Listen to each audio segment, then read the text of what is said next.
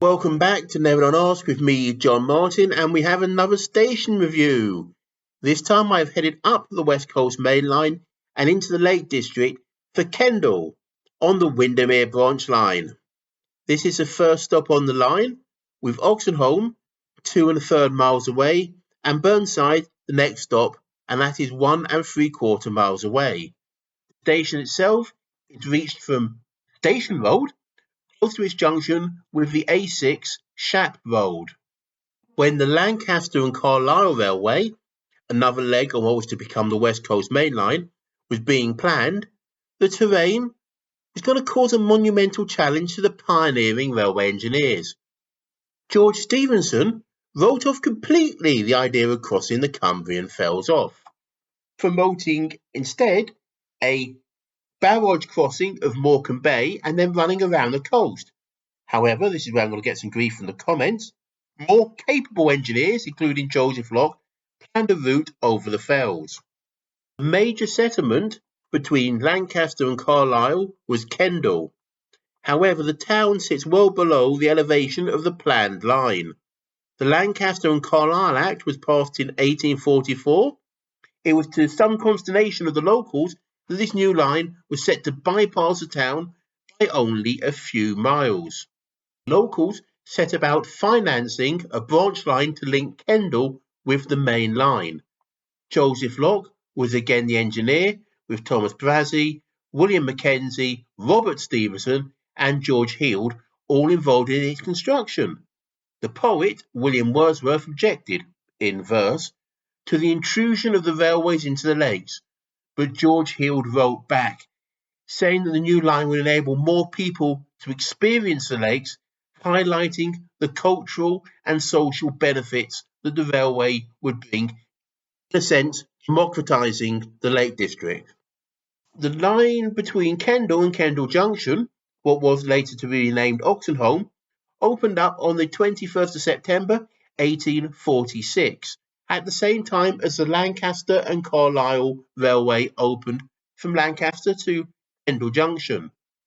Until the line further north opened up, services from Lancaster ran into Kendal. Then Kendal to Kendal Junction became a shuttle service. The line to Windermere opened up in 1847. Kendal had services terminating from both directions, and there is still evidence of the Windermere facing bay platform. Does anybody here want to mention the 2 and a bit years between the Act passing and the station opening? Seems astounding in this day and age, doesn't it? Kendal and Windermere Railway wasn't the financial success that was hoped, and didn't have a great relationship with the Lancaster and Carlisle, who were fed up with their trains having to wait for the branch line trains to appear often late. The branch was eventually leased to the L&C and soon came under the London and North Western, and then followed the London, Midland and Scottish Railway, and then that became British Rail. In the 1970s, this saw rationalisation of the line, with the branch becoming single track. No obvious traces remain of the goods yards to the south of the station. There is just one platform here now, of 92 metres in length. However, it is quite easy to see where there used to be other platforms, including the disused bay. The Department of Transport classes as an F1 category station, the larger of the two unstaffed categories of station.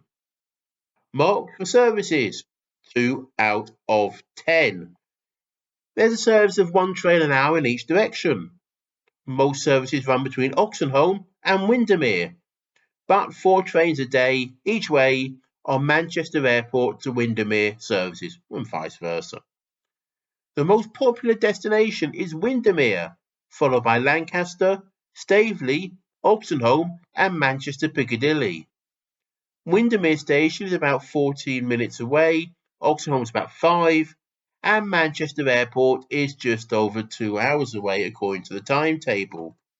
Kendal had 155,008 entrances and exits according to the 23-24 figures. This works out at 424 passengers a day. Kendal had 230 services a week, working out roughly just under 13 passengers per train. Post-COVID numbers in 21-22 approached, but didn't quite reach pre-COVID numbers. 2018-2019 being an exception, where the line was suspended at points. However, the numbers over the last couple of years have dropped off again. Marks for onward travel, 2 out of 5. Buses from the station include the 43 and 43A, which are circulars terminating at Kendal Blackhall Road and Kendal Bus Station. They go via Sandylands and Mint Bridge, which I assume are both parts of Willy Wonka's Chocolate Factory. The X6 goes to Ulverston via Grange over the Sands. The 42 and 42A run to Kendal Bus Station via Castle and Helm Chase. Marks for accessibility, 6 out of 10. There's step-free access to the platform and displays. There is no staff assistant, but the train staff were assisting passengers getting off the train when I was there. Marks for station facilities, 3 out of 10. There is car parking here, but for a whole 4 cars, according to Network Rail. If you look at the footage, ported and count, you might find more. Bike parking is a bit better, with 12 spaces according to Network Rail. There is a ticket machine, but no ticket office. There are 2 covered waiting areas, 1 plastic and bus sheltery, 1 made from stone. Marked for care and character, 15 out of 20. It is a really lovely station building, but sadly it's not in railway use anymore. However, whereas we've seen too many station buildings demolished, this is still extant. Its size also gives a degree of shelter and shade to the benches on the platform. With the station building and the stone waiting shelter, we have an additional stone feel to much of Kendal Station, which is in keeping with the town. The Old Bay platform is filled in, but it's being made use of as a garden.